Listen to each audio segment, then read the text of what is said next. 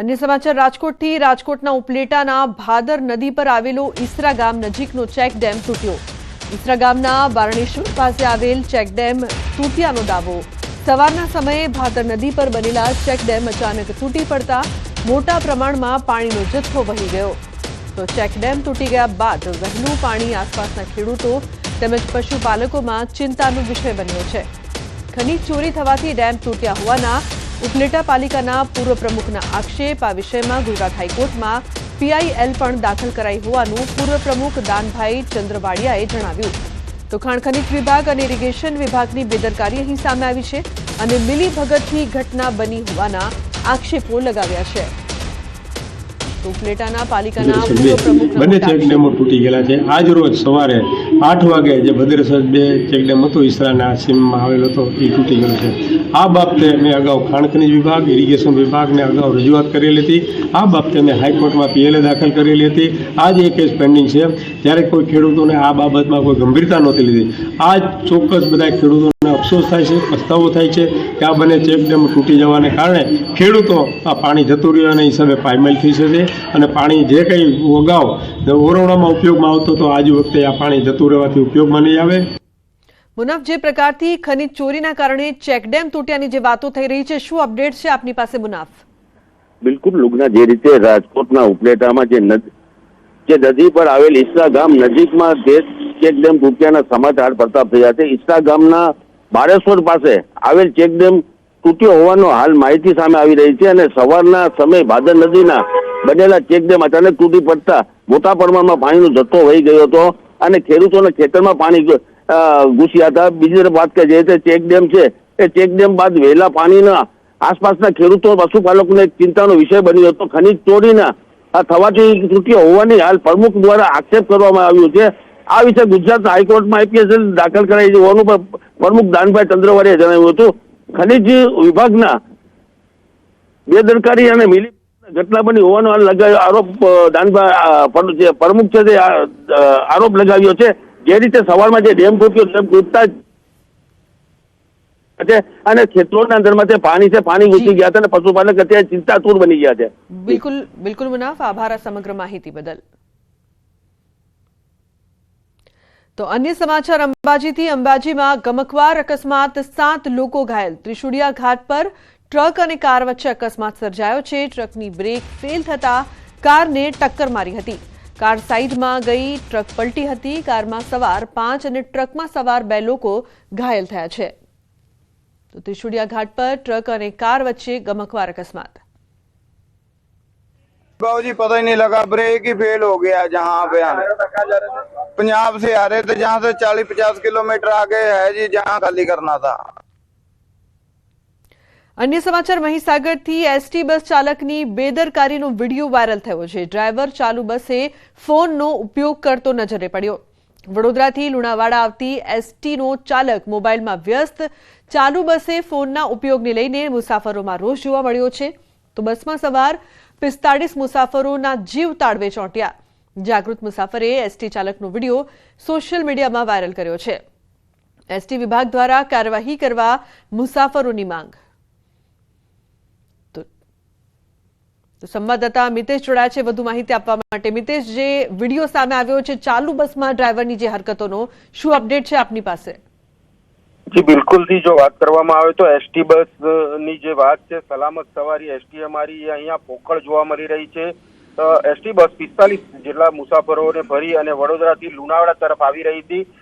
તે બસના ચાલક ડ્રાઈવર દ્વારા મોબાઈલમાં વિડીયો કોલ, મોબાઈલમાં કોલ, આ રીતે મોબાઈલ જે યુઝ કરતો હતો તેને લઈને જે જાગૃત મુસાફર હતો બસની અંદર તેના દ્વારા વિડીયો ઉતારી અને તેના પર કાર્યવાહી થાય તેવી માંગ કરી છે। ત્યારે હવે આવા જે મુસાફરી કરી રહેલા અને ભારે મુસાફરો અંદર બસની અંદર બેઠા છે અને જો કોઈ અકસ્માત સર્જાશે તો આખરે જવાબદાર કોણ જેવા અનેક સવાલો ઉભા થઈ રહ્યા છે। ત્યારે આ ડ્રાઈવર પર કેવી કાર્યવાહી થાય છે તે જોવું રહ્યું।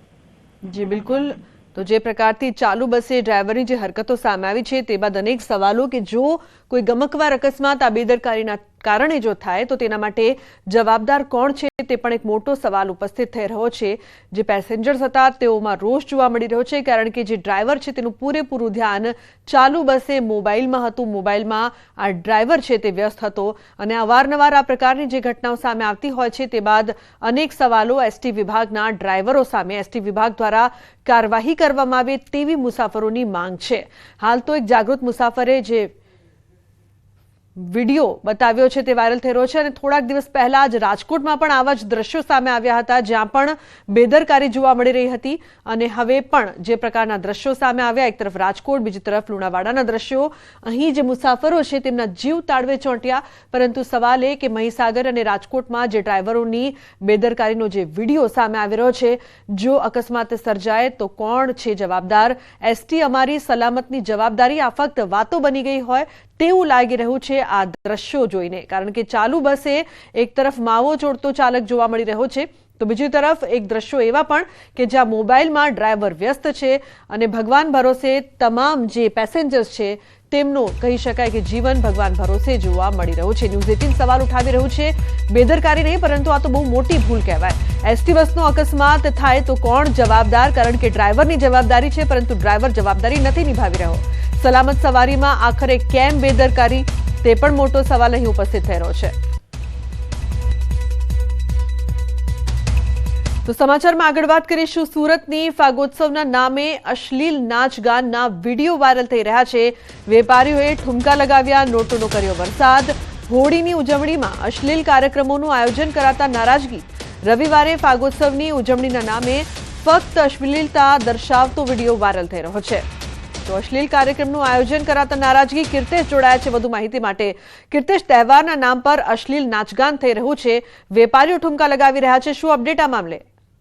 બિલકુલ, સુરતના ટેક્સટાઇલ ઉદ્યોગમાં રીંગ રોડ ખાતે આવેલી કાપડ માર્કેટો મોટાભાગના રાજસ્થાની વેપારીઓ હોય છે અને હોળી આવતા જ તેઓ ફાગણ ઉત્સવના નામે આ પ્રકારના અશ્લીલ ડાન્સો અને ઠુમકા મારતા જોવા મળે છે. પણ આ વર્ષે કાપડ માર્કેટમાં એલાન કરવામાં આવ્યું હતું કે સુરતની જે માર્કેટમાં આગ લાગી હતી, વેપારીઓને કરોડો રૂપિયાનું નુકસાન થયું હતું, તેને લઈને આ ઉત્સવ ઉજવવાનો નથી. પણ કેટલાક અશ્લીલ ડાન્સ કરનારા વેપારીઓ દ્વારા રવિવારે આ કાર્યક્રમનું આયોજન કર્યું હતું અને કહી શકાય કે આ જ પ્રકારે જે યુવતીઓ છે તેમની સાથે અશ્લીલ ડાન્સ કરતા જોવા મળ્યા છે, જેને લઈને વેપારીઓમાં નારાજગી જોવા મળી રહી છે. ખાસ કરીને હોળી આવતાની સાથે જ રાજસ્થાની સમાજનું આ કલ્ચર છે અને કલ્ચર પ્રમાણે દર વખતે આ પ્રકારના અશ્લીલ ડાન્સ જોવા મળે છે.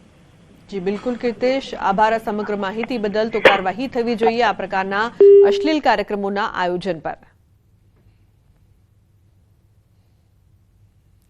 તો અન્ય સમાચાર ખેડાથી સામે આવી રહ્યા છે. બોર્ડની પરીક્ષામાં ચોરીનો વિડીયો વાયરલ થઈ રહ્યો છે.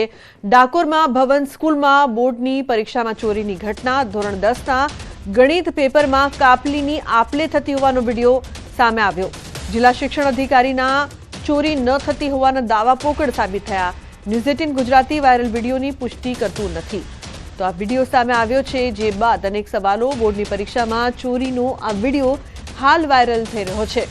તો ખેડામાં બોર્ડની પરીક્ષામાં ચોરીનો જે વિડીયો છે તે વાયરલ. ડાકોરમાં ભવન સ્કૂલમાં ધોરણ 10ના ગણિત પેપરમાં કાપલીની આપલે થતી હોય તેવો આ વિડીયો વાયરલ થઈ રહ્યો છે. જો કે ન્યૂઝ 18 ગુજરાતી આ વિડીયોની પુષ્ટિ નથી કરતું. તો એક તરફ બોર્ડની પરીક્ષામાં ચુસ્ત સિક્યોરિટી હોવાની વાત કરવામાં આવે છે, પરંતુ અહીં જે દ્રશ્યો સામે આવ્યા છે. ઉમંગ જોડાયા છે વધુ માહિતી આપવા માટે. ઉમંગ, કાપલીની આપલેનો જે વિડીયો વાયરલ થઈ રહ્યો છે, ખેડાનું કહેવામાં આવી રહ્યું છે, શું અપડેટ?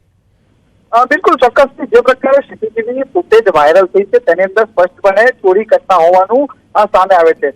જો કે હજુ સુધી સમગ્ર બાબતે જિલ્લા શિક્ષણ અધિકારીને વારંવાર ન્યૂઝ 18 ગુજરાત દ્વારા પૂછવાનો પ્રયત્ન કરવામાં આવ્યો છે કે સાહેબ આ વિડીયો ક્યાંનો છે અને આ વિડીયોની અંદર હકીકત શું છે, પરંતુ તેમના દ્વારા માત્ર કોઈ પણ પ્રકારનો જવાબ આપવામાં નથી આવતો. માત્ર એટલો મેસેજ કરવામાં આવી રહ્યો છે કે વિલ ઇન પ્રોસેસ, એટલે અમે ખાલી હજુ તપાસ કરી રહ્યા છીએ. એટલે કેટલી શકાય લુકના કે જે પ્રકારે સીસીટીવી કેમેરાનું મોનિટરિંગની જે વાતો કરવામાં આવતી હોય છે ગણિતના પેપરનું, કારણ કે સીસીટીવીમાં જે તારીખ દેખાડી છે તે એક તારીખ દેખાડી છે, કહી શકાય કે ગણિતનું પેપર હતું. આજે 5 દિવસ જેટલો સમય વીતી ગયો છે, પરંતુ કોઈ પણ પ્રકારની કાર્યવાહી કેમ કરવામાં ના આવી? જો સીસીટીવી મોનિટરિંગ થઈ રહ્યું હતું તો પછી આ ચોરી કેવી રીતે થઈ? અને લુકના સૌથી મહત્વની વાત કરું તો કેટલાક સંચાલકોના એવા દાવા પણ રહેલા હતા કે જે સેલ્ફ ફાઇનાન્સ સ્કૂલો છે ત્યાં આગળ કોઈ પણ પ્રકારની સ્કોડ મોકલવામાં નથી આવતી અને માત્ર જે સરકારી સ્કૂલો છે ત્યાં આગળ સ્કોડની કામગીરી કરવામાં આવતી હોય છે. એટલે ક્યાંક ને ક્યાંક શું આ ચોરી કરવા પાછળની પણ મિલીભગત છે તે હવે તપાસનો વિષય રહ્યો છે, પરંતુ હજુ સુધી જિલ્લા શિક્ષણ અધિકારીનું કોઈ પણ પ્રકારનું નિવેદન સામે નથી આવ્યું. બિલકુલ ઉમંગ, આભાર સમગ્ર માહિતી બદલ. તો મહત્વનું છે કે જે પ્રકારથી હજુ સુધી સંતોષકારક જવાબ નથી સામે આવી રહ્યો, જિલ્લા શિક્ષણ અધિકારીના દાવા પણ પોકળ સાબિત થઈ રહ્યા છે અને જ્યારે આ વિડીયો અંગે સવાલ કરવામાં આવ્યો ત્યારે સ્પષ્ટ જવાબ આપવામાં નથી આવી રહ્યો.